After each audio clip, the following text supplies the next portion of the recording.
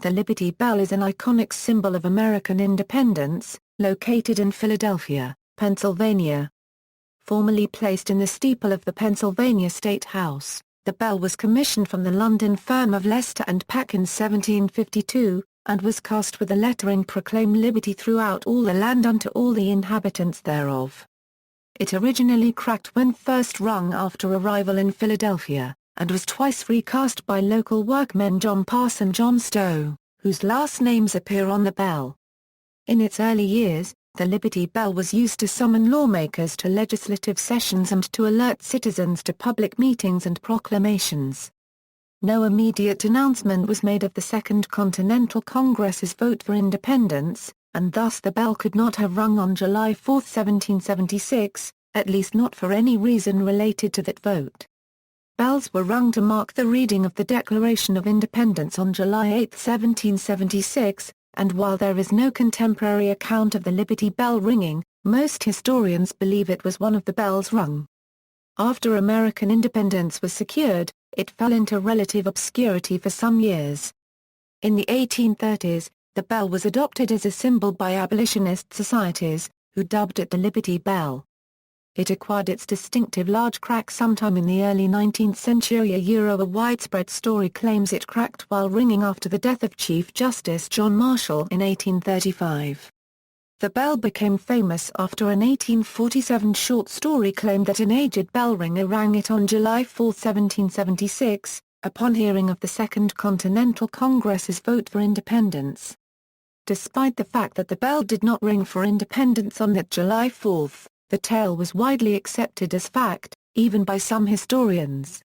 Beginning in 1885, the city of Philadelphia, which owns the bell, allowed it to go to various expositions and patriotic gatherings. The bell attracted huge crowds wherever it went. Additional cracking occurred and pieces were chipped away by souvenir hunters. The last such journey occurred in 1915, after which the city refused further requests. After World War II, the city allowed the National Park Service to take custody of the bell, while retaining ownership. The bell was used as a symbol of freedom during the Cold War and was a popular site for protests in the 1960s. It was moved from its longtime home in Independence Hall to a nearby glass pavilion on Independence Mall in 1976, and then to the larger Liberty Bell Center adjacent to the pavilion in 2003. The bell has been featured on coins and stamps, and its name and image have been widely used by corporations. Founding: Philadelphia's city bell had been used to alert the public to proclamations or civic danger since the city's 1682 founding. The original bell hung from a tree behind the Pennsylvania State House and was said to have been brought to the city by its founder, William Penn. In 1751, with a bell tower being built in the Pennsylvania State House, civic authorities sought a bell of better quality, which could be heard at a greater distance in the rapidly expanding city. Isaac Norris, Speaker of the Pennsylvania Provincial Assembly, gave orders to the colony's London agent, Robert Charles, to obtain a good bell of about 2,000 pound weight. "We hope and rely on thy care and assistance in this affair, and that thou wilt procure and forward it by the first good oppo, as our workmen inform us it will be much less trouble to hang the bell before their scaffolds are struck from the building where we intend to place it, which will not be done till the end of next summer or beginning of the fall. Let the bell be cast by the best workmen and examined carefully before it is shipped, with the following words well shaped around it: Vizt. By order of the Assembly of the Provincie, Sic of Pennsylvania, Sic for the State House in the city of Fulada 1752, and underneath, Proclaim liberty through all the land to all the inhabitants thereof. Levitt. XXV. 10. Charles duly ordered the bell from Thomas Leicester of the London bell founding firm of Leicester and Pack for the sum of £150 13s 8d, including freight to Philadelphia and insurance. It arrived in Philadelphia in August 1752. Norris wrote to Charles that the bell was in good order, but they had not yet sounded it, as they were building a clock for the State House's tower. The bell was mounted on a stand to test the sound, and at the first strike of the clapper, the bell's rim cracked. The episode would be used to good account in later stories of the bell. In 1893, former President Benjamin Harrison, speaking as the bell passed through Indianapolis, stated, "This old bell was made in England, but it had to be recast in America before it was attuned to proclaim the right of self-government and the equal rights of men." Philadelphia authorities tried to return it by ship, but the master of the vessel which had brought it was unable to take it on board. Two local founders, John Pass and John Stow, offered to recast the bell. Though they were inexperienced in bell casting, Pass had headed the Mount Holly Iron Foundry in neighboring New Jersey and came from Malta, which had a tradition of bell casting. Stow, on the other hand, was only 4 years out of his apprenticeship as a brass founder. At Stow's foundry on 2nd Street, the bell was broken into small pieces, melted down, and cast into a new bell. The two founders decided that the metal was too brittle, and augmented the bell metal by about 10%, using copper. The bell was ready in March 1753, and Norris reported that the lettering was even clearer on the new bell than on the old. City officials scheduled a public celebration with free food and drink for the testing of the recast bell. When the bell was struck, it did not break, but the sound produced was described by one hearer as like two coal scuttles being banged together. Mocked by the crowd, Pass and Stow hastily took the bell away and again recast it. When the fruit of the two founders' renewed efforts was brought forth in June 1753, the sound was deemed satisfactory, though Norris indicated that he did not personally like it. The bell was hung in the steeple of the State House the same month. The reason for the difficulties with the bell is not certain. The Whitechapel Foundry, still in business today, takes the position that the bell was either damaged in transit or was broken by an inexperienced bell ringer, who incautiously sent the clapper flying against the rim, rather than the body of the bell. In 1975, the Winter Museum conducted an analysis of the metal in the bell, and concluded that a series of errors made in the construction, reconstruction, and second reconstruction of the bell resulted in a brittle bell that barely missed being broken up for scrap. The museum found a considerably higher level of tin in the Liberty Bell than in other Whitechapel bells of that era, and suggested that Whitechapel made an error in the alloy, perhaps by using scraps with a high level of tin to begin the melt instead of the usual pure copper. The analysis found that, on the second recasting, instead of adding pure tin to the bell metal, Pass and Stow added cheap pewter with a high lead content, and incompletely mixed the new metal into the mold. The result was an extremely brittle alloy which not only caused the bell to fail in service but made it easy for early souvenir collectors to knock off substantial trophies from the rim. Early days. Dissatisfied with the bell, Norris instructed Charles to order a second one, and see if Leicester and Peck would take back the first bell and credit the value of the metal towards the bill. In 1754, the Assembly decided to keep both bells. The new one was attached to the tower clock while the old bell was, by vote of the Assembly, devoted to such uses as this House may hereafter appoint. The Pass and Stow bell was used to summon the Assembly. One of the earliest documented mentions of the bell's use is in a letter from Benjamin Franklin to Catherine Ray dated October 16, 1755, Adieu. The bell rings, and I must go among the grave ones, and talk politiques. The bell was rung in 1760 to mark the accession of George III to the throne. In the early 1760s, the Assembly allowed a local church to use the State House for services and the bell to summon worshippers, while the church's building was being constructed. The bell was also used to summon people to public meetings, and in 1772, a group of citizens complained to the Assembly that the bell was being rung too frequently. Despite the legends that have grown up about the Liberty Bell, it did not ring on July 4, 1776, as no public announcement was made of the Declaration of Independence. When the Declaration was publicly read on July 8, 1776, there was a ringing of bells, and while there is no contemporary account of this particular bell ringing, most authorities agree that the Liberty Bell was among the bells that rang. However, there is some chance that the poor condition of the State House bell tower prevented the bell from ringing. According to John C. Page, who wrote a historical study of the bell for the National Park Service, we do not know whether or not the steeple was still strong enough to permit the State House bell to ring on this day. If it could possibly be rung, we can assume it was. Whether or not it did, It has come to symbolize all of the bells throughout the United States which proclaimed independence. If the bell was rung, it would have been most likely rung by Andrew McNair, who was the doorkeeper both of the Assembly and of the Congress, and was responsible for ringing the bell. As McNair was absent on 2 unspecified days between April and November, it might have been rung by William Hurry, who succeeded him as doorkeeper for Congress. Bells were also rung to celebrate the first anniversary of independence on July 4, 1777. After Washington's defeat at the Battle of Brandywine on September 11, 1777, the revolutionary capital of Philadelphia was defenseless, and the city prepared for what was seen as an inevitable British attack. Bells could easily be recast into munitions, and locals feared the Liberty Bell and other bells would meet this fate. The bell was hastily taken down from the tower, and sent by heavily guarded wagon train to the town of Bethlehem. Local wagoneers transported the bell to the Zion German Reformed Church in Northampton Town, now Allentown, where it waited out the British occupation of Philadelphia under the church floorboards. It was returned to Philadelphia in June 1778, after the British departure. With the steeple of the State House in poor condition, the bell was placed in storage, and it was not until 1785 that it was again mounted for ringing.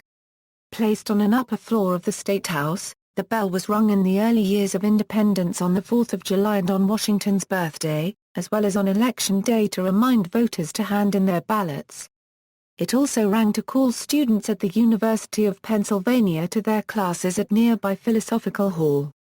Until 1799, when the state capital was moved to Lancaster, it again rang to summon legislators into session. When the state of Pennsylvania, having no further use for its state house, proposed to tear it down and sell the land for building lots, the city of Philadelphia purchased the land, together with the building, including the bell, for $70,000, equal to $972,725 today. In 1828, the city sold the second Leicester and Pack bell to St. Augustine's Roman Catholic Church, which was burned down by an anti-Catholic mob in the Philadelphia nativist riots of 1844.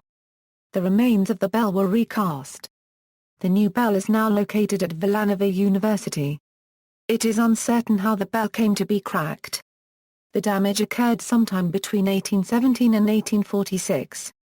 The bell is mentioned in a number of newspaper articles during that time. No mention of a crack can be found until 1846. In fact, in 1837, the bell was depicted in an anti-slavery publication Uncracked.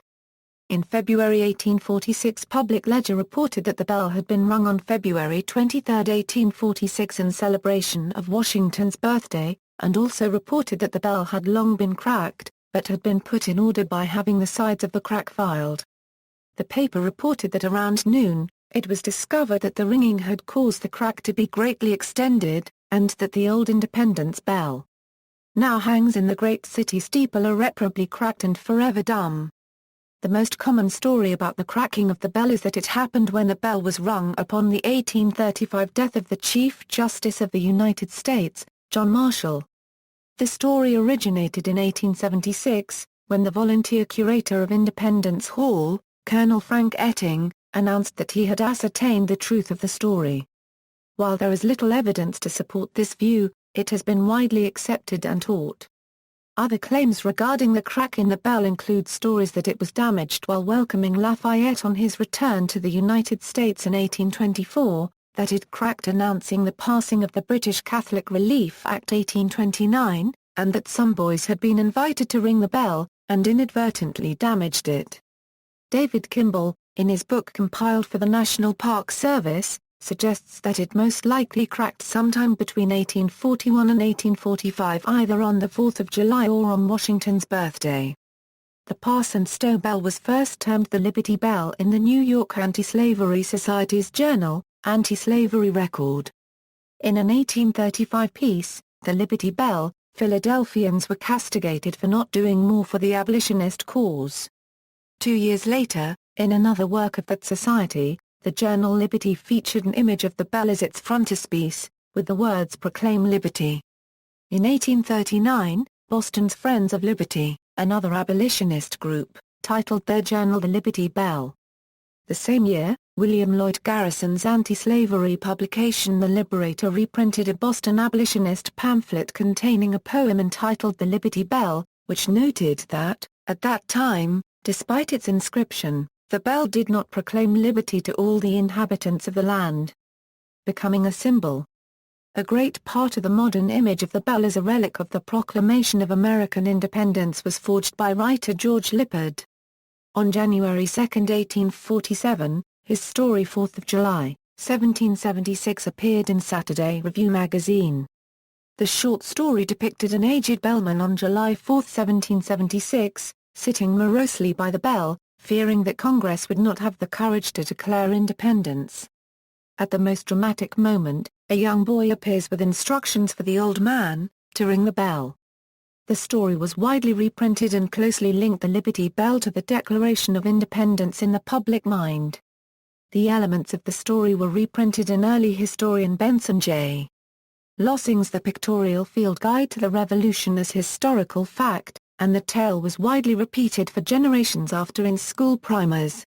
In 1848, with the rise of interest in the bell, the city decided to move it to the Assembly Room on the first floor, where the Declaration and United States Constitution had been debated and signed. The city constructed an ornate pedestal for the bell. The Liberty Bell was displayed on that pedestal for the next quarter century, surmounted by an eagle. In 1853, President Franklin Pierce visited Philadelphia and the bell, and spoke of the bell as symbolizing the American Revolution and American liberty. At the time, Independence Hall was also used as a courthouse, and African American newspapers pointed out the incongruity of housing a symbol of liberty in the same building in which federal judges were holding hearings under the Fugitive Slave Act. In February 1861, the president-elect, Abraham Lincoln, came to the Assembly Room and delivered an address en route to his inauguration in Washington, D.C. In 1865, Lincoln's body was returned to the Assembly Room after his assassination for a public viewing of his body, en route to his burial in Springfield, Illinois. Due to time constraints, only a small fraction of those wishing to pass by the coffin were able to. The lines to see the coffin were never less than 3 miles long. Nevertheless, between 120,000 and 140,000 people were able to pass by the open casket and then the bell, carefully placed at Lincoln's head so mourners could read the inscription, "Proclaim liberty throughout all the land unto all the inhabitants thereof." Traveling icon of freedom. In 1876, city officials discussed what role the bell should play in the nation's centennial festivities. Some wanted to repair it so it could sound at the Centennial Exposition being held in Philadelphia, but the idea was not adopted. The bell's custodians concluded that it was unlikely that the metal could be made into a bell which would have a pleasant sound, and that the crack had become part of the bell's character. Instead, a replica weighing 13,000 pounds was cast. The metal used for what was dubbed the Centennial Bell included 4 melted-down cannons, one used by each side in the American Revolutionary War, and one used by each side in the Civil War. That bell was sounded at the Exposition grounds on July 4, 1876, was later recast to improve the sound, and today is the bell attached to the clock in the steeple of Independence Hall.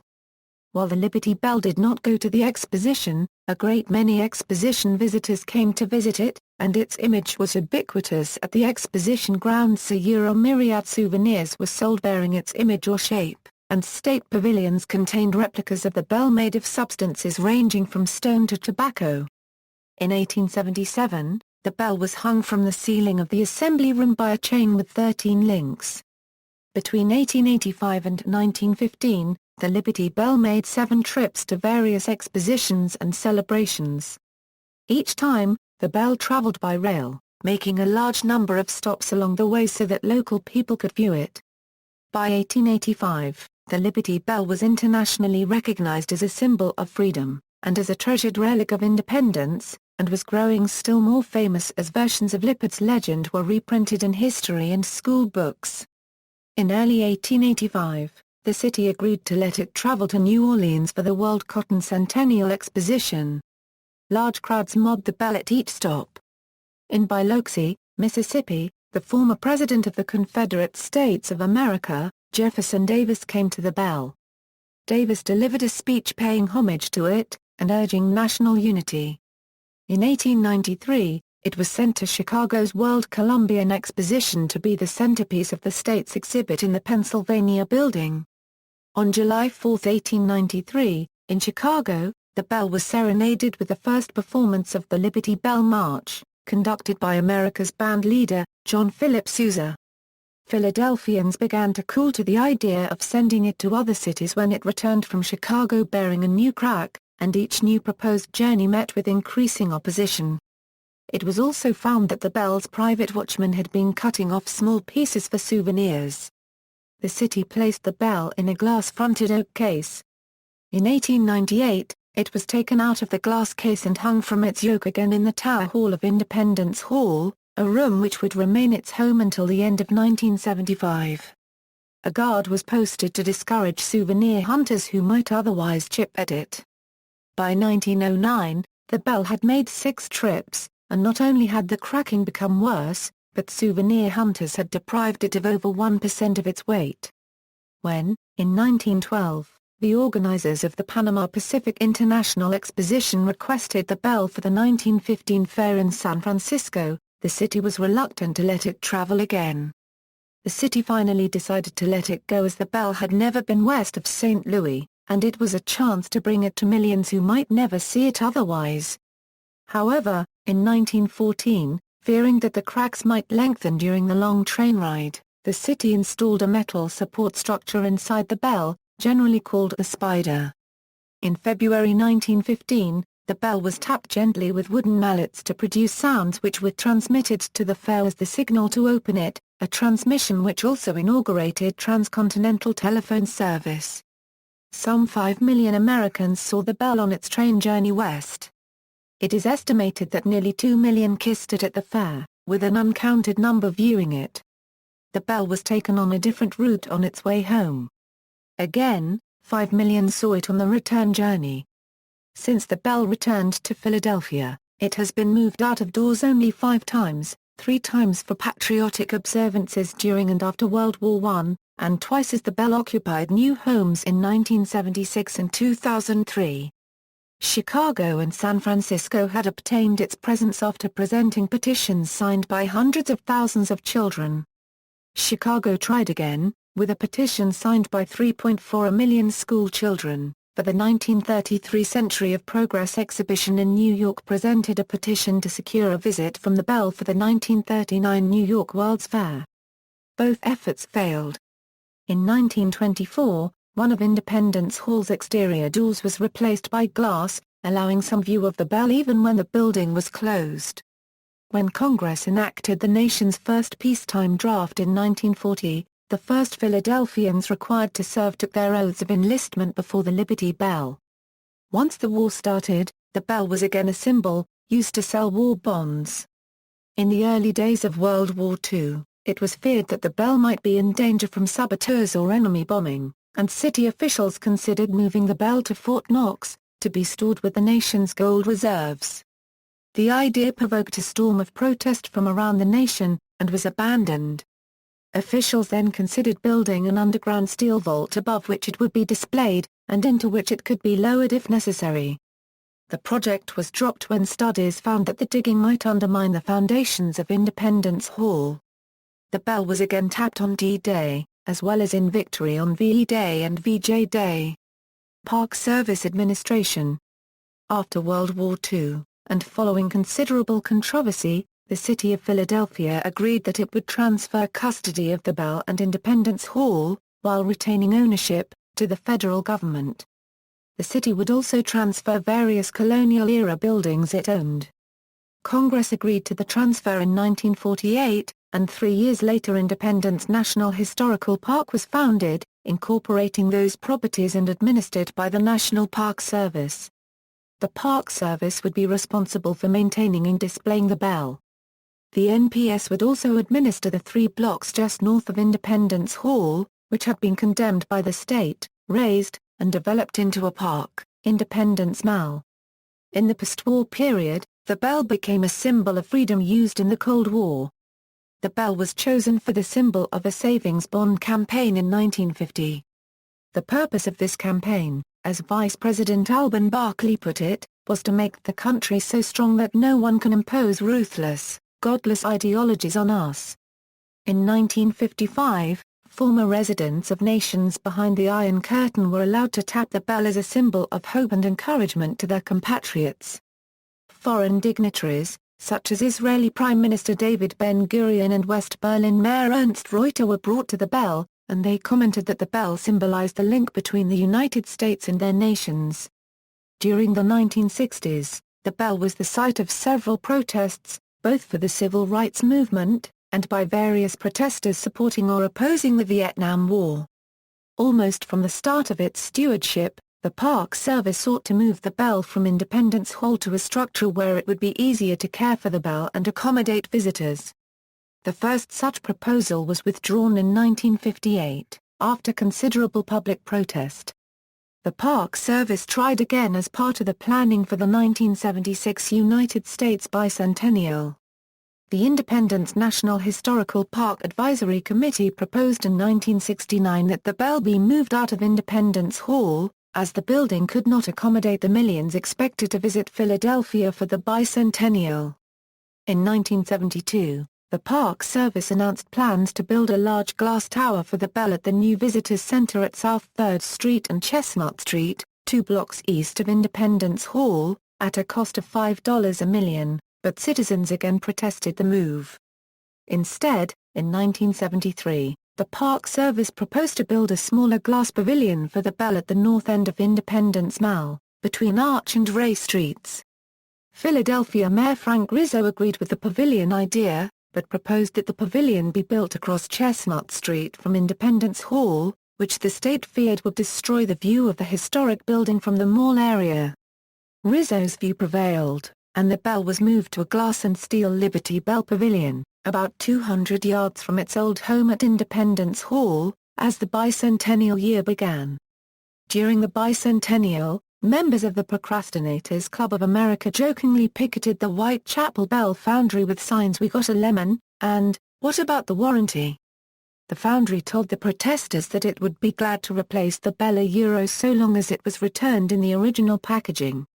In 1958, the foundry had offered to recast the bell, and was told by the Park Service that neither it nor the public wanted the crack removed. The foundry was called upon, in 1976, to cast a full-size replica of the Liberty Bell, which was presented to the United States by the British monarch, Queen Elizabeth II, and was housed in the tower once intended for the Liberty Bell, at the former Visitor Center on South 3rd Street. The bell was removed and placed in storage in January 2013 in preparation for the demolition of the Visitor Center, future location of the Museum of the American Revolution. Liberty Bell Center. In 1995, the Park Service began preliminary work on a redesign of Independence Mall. Architects Venturi, Scott Brown and Associates developed a master plan with 2 design alternatives. The first proposed a block-long visitors center on the south side of Market Street, that would also house the Liberty Bell.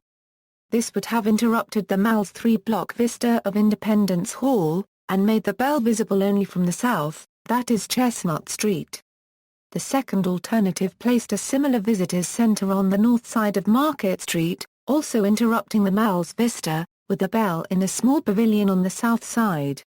City planner Edmund Bacon, who had overseen the mall's design in the 1950s, saw preservation of the vista of Independence Hall as essential. He created his own plan, which included a domed bell pavilion built north of Market Street. Public reaction to the possibility of moving the Liberty Bell so far from Independence Hall was strongly negative. NPS announced that the bell would remain on the block between Chestnut and Market Streets. Other plans were proposed, each had strengths and weaknesses, but the goal of all was to encourage visitors to see more of the historical park than just the Liberty Bell. The Olin Partnership was hired to create a new master plan for Independence Mall. Its team included architect Bernard Sawinski, who ultimately won a limited design competition to design what was called the Liberty Bell Center. Sawinski's design was unveiled in early 1999. significantly larger than the existing pavilion, allowing for exhibit space and an interpretive center. The proposed LBC building also would cover about 15% of the footprint of the long-demolished President's House, the White House of George Washington and John Adams. Archaeologists excavating the LBC's intended site uncovered remnants of the 1790–1800 Executive Mansion, which were reburied. The project became highly controversial when it was revealed that Washington's slaves had been housed only feet from the planned LBC's main entrance. The Park Service refused to redesign the LBC building, or delay its construction.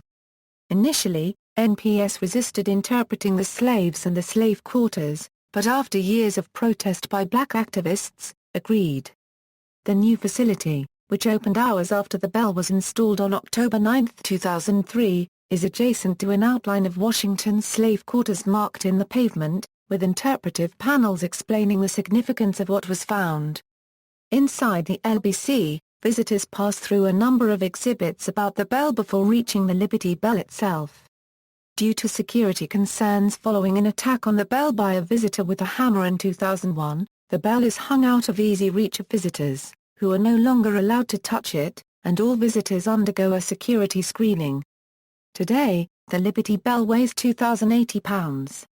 Its metal is 70% a copper and 25% a tin, with the remainder consisting of lead, zinc, arsenic, gold and silver.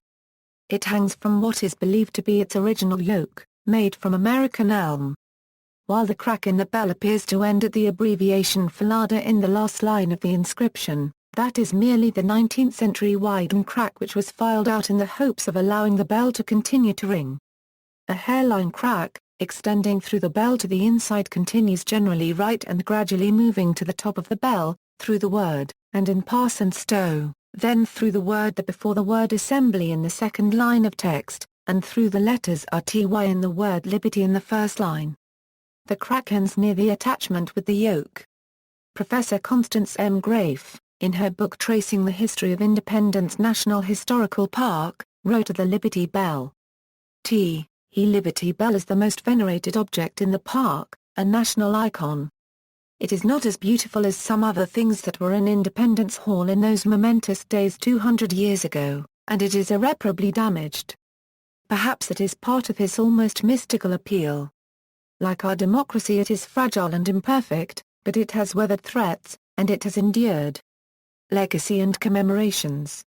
In addition to the replicas which are seen at Independence National Historical Park, early replicas of the Liberty Bell include the so-called Justice Bell or Women's Liberty Bell, commissioned in 1915 by suffragists to advocate for women's suffrage. This bell had the same legend as the Liberty Bell, with two added words, establish justice, words taken from the preamble to the United States Constitution.